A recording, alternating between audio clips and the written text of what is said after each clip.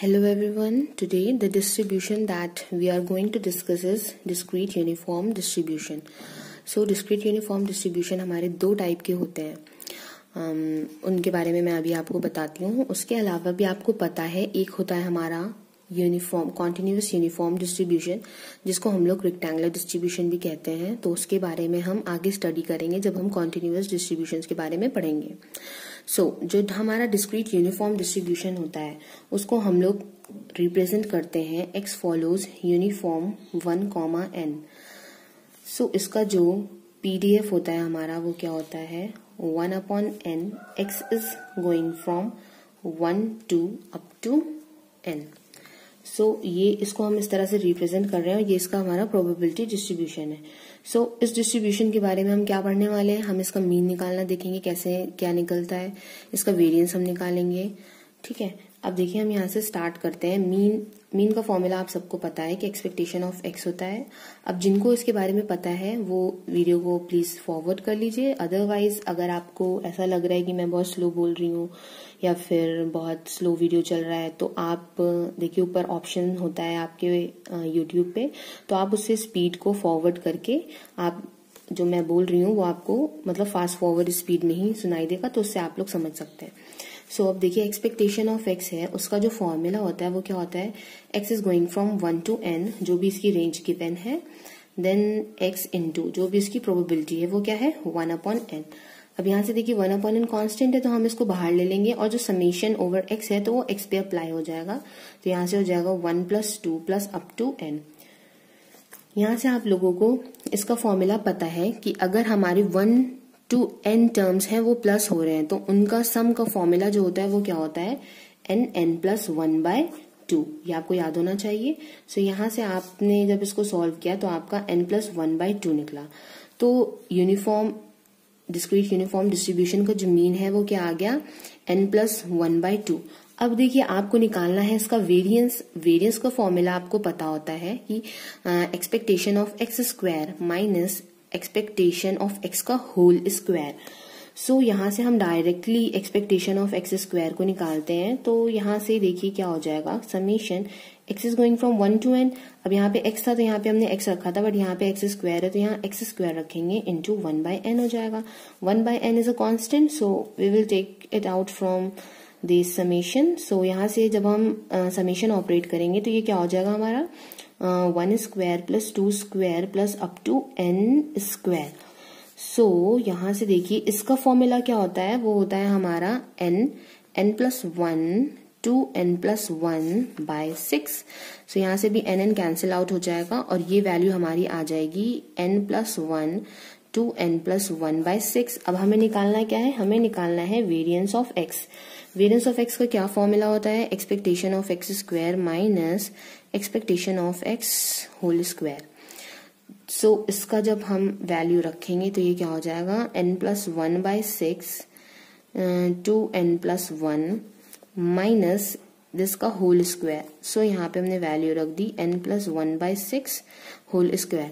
अब आप जब इसको सॉल्व करेंगे, आप कैसे भी करके सॉल्व कर सकते हैं इसको। इसकी जो वैल्यू होती है वो होती है n² - 1/12। मैं आपको ये डिराइव करके इसलिए बता रही हूँ कि आपको मेथड पता होना चाहिए, बट मोर प्रेफरेबल ये चीज होती है कि आपको इनके एक्सपेक्टेशन और वेरिएंस MGF सब कुछ क्या होना चाहिए लर्न होना चाहिए, क्योंकि एग्जाम में आपके पास इतना टाइम नहीं होगा कि आप लोग वहां पे बैठ के इसको सॉल्व करें।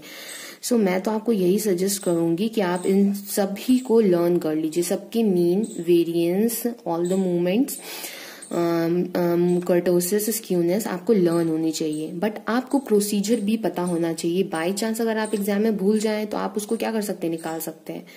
ओके, नेक्स्ट हम इसका जो निकालेंगे वो है हमारा MGF का फॉर्मूला आपको पता है क्या होता है expectation e⁻ tx is equal to summation x is going from 1 to n e⁻ tx।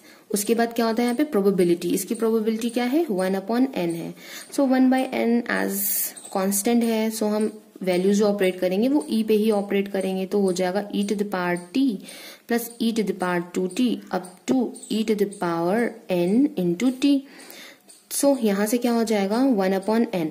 अब यहां से ये आपको क्या दिख रहा है, ये हमारी सीरीज है जीपी की। अगर आप देखेंगे e⁻2t डिवाइडेड बाई e⁻t, तो सिंपल आपका e⁻t आएगा। ऐसे ही आप आगे के टर्म्स में अगर उन सब का रेशियो लेके देखेंगे तो एक कॉमन डिफरेंस आएगा।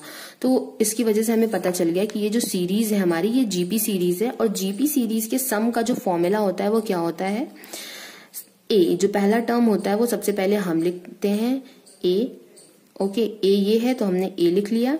फिर क्या होता है, 1 minus e to the power n, 1 minus e to the power r to the power n होता है, मतलब जो भी हमारा कॉमन डिफरेंस होता है, तो कॉमन डिफरेंस तो हमारा e to the power t है, ओके। तो यहाँ पे n आ जाता है। देखिए इसका फॉर्मूला मैं इधर वाल लिख देती हूँ, a into 1 minus r to the power n whole upon 1 minus r। So जो r होता है वो हमारा कॉमन डिफरेंस होता है। अब आपको पता है यहाँ पे आपका जो कॉमन डिफरेंस आया है वो क्या आया है, e to the power t।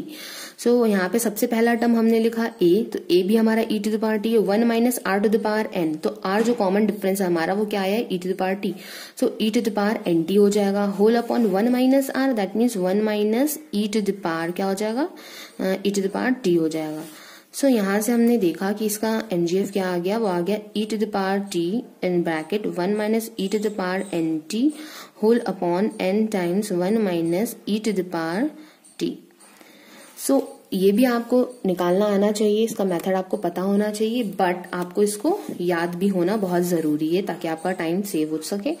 अब यहाँ से जैसे मैंने पिछली वीडियो में बताया था, जब मैंने डीजेनरेट डिस्ट्रीब्यूशन आपको बताया था, सो अगर आपको MGF याद है तो आप इससे जो इसका कैरेक्टरिस्टिक फंक्शन है वो भी आप निकाल सकते हैं। सो कैरेक्टरिस्टिक फंक्शन में क्या होता है, जस्ट t के साथ i ऐड हो जाता है, तो ऐड नहीं मतलब इंक्लूड हो जाता है, e to the power it हो जाएगा, 1 minus e to the power nit whole upon n और 1 minus e to the power it, simple.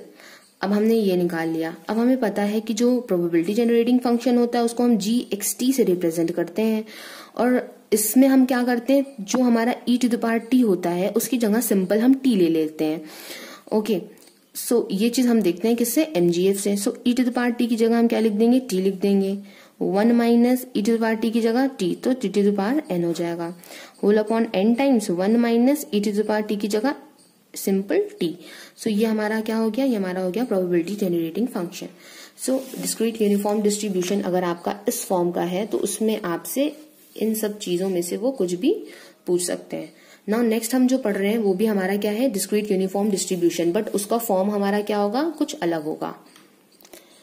सो ये जो नेक्स्ट हमारा है डिस्क्रीट यूनिफॉर्म डिस्ट्रीब्यूशन, वो हमारा कुछ इस तरह का होगा कि x फॉलोज यूनिफॉर्म 0, n। अभी तक हमारा 1, n को फॉलो कर रहा था, बट अब ये जो है हमारा 0, n को अगर फॉलो करता है तो इसका जो PDF होता है वो हम लिखते हैं 1 अपॉन n प्लस 1।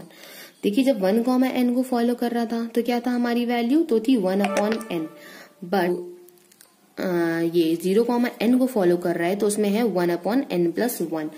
यहाँ पे जो x की वैल्यू है वो 0, 1, 2 अप टू n जाएगी, और वहां पे हमारी वैल्यूज कहाँ से जा रही थी, 1 से n तक जा रही थी। तो ये आपको इनका जो डिफरेंस है वो याद रखना जरूरी है। अब यहाँ पे देखिए इसका भी हम क्या निकालेंगे, मीन निकालेंगे, वेरिएंस निकालेंगे, MGF निकालेंगे। तो एक्सपेक्टेशन ऑफ x जो है वो क्या होता है, summation x is going from 1 to n, x into इसका जो प्रोबेबिलिटी डिस्ट्रीब्यूशन है n प्लस 1 वो हमने यहाँ पे रख दिया। अब as usual 1 upon n plus 1 हमारा कॉमन है तो बाहर ले लिया, और यहाँ पे एक सीरीज बन जाएगी 1 plus 2 plus up to n। अब यहाँ पे देखिए हम क्या करेंगे, 1 अपॉन n प्लस 1 है, इसका फॉर्मूला आपको पता है क्या होता है, n प्लस 1 बाय 2। सो n प्लस 1 कैंसिल आउट हो जाएगा, तो n बाय 2 इसका क्या आ जाएगा, मीन आ जाएगा। अब हमें वेरिएंस निकालना है, तो वेरिएंस निकालने से पहले हम एक्सपेक्टेशन ऑफ x स्क्वायर को निकाल लेते हैं। तो इसका फॉर्मूला हो जाएगा x is going from 0, x is going from 0 to n, x square into 1 upon n plus 1। 1 upon n plus 1 हमारा कांस्टेंट है तो उसको हम बाहर ले लेंगे अपने समेशन से, x is going from 0 to n, तो ये हमारा क्या हो जाएगा, ये हो जाएगा x स्क्वायर। सो इसका जब हम लोग ब्रैकेट हम लोग ओपन करेंगे तो ये हमारा क्या हो जाएगा, 1/n+1 into n+1 to n+1 whole bye 6। तो n+1 कैंसिल आउट हो गया, तो यहाँ से n 2n+1/6 आ गया। अब यहाँ से हमें वेरिएंस ऑफ x का फॉर्मूला पता है, expectation of x square n 2n+1/6 minus expectation of x का होल स्क्वायर, सो n²/4 हो जाएगा। सो अब आपको क्या करना है, इसको सॉल्व करना है। आप जब इसको सॉल्व करेंगे तो आप इसका आंसर आ जाता है n+2/12। सो ये आपका आ गया वेरिएंस, आपको ये भी लर्न होना चाहिए। अब नेक्स्ट होता है हमारा MGF।